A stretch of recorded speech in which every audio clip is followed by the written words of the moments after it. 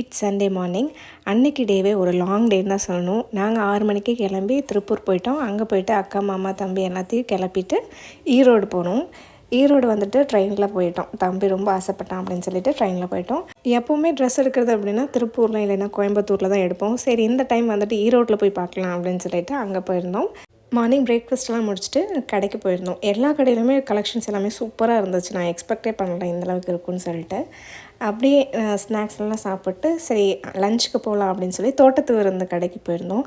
அங்கே பார்த்தா line Q கட்டி நிற்கிது. ஸோ அதை வேணான்னு சொல்லிட்டு அப்புறம் இன்னொரு பஞ்சாபி கடைன்னு சொல்லி இதை ஆன்லைனில் பார்த்தோம்.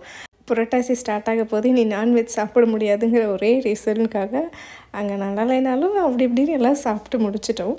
பர்ச்சேசிங் என்னமோ 2 ஹவர்ஸில் முடிஞ்சிருச்சு. ஆனால் இந்த சாப்பிட்றதுக்கு தொலைவுனா தான் ரொம்ப லேட் ஆகிடுச்சு. அதெல்லாம் முடிச்சுட்டு நாங்கள் அப்படியே வீட்டுக்கு கிளம்பிட்டோம்.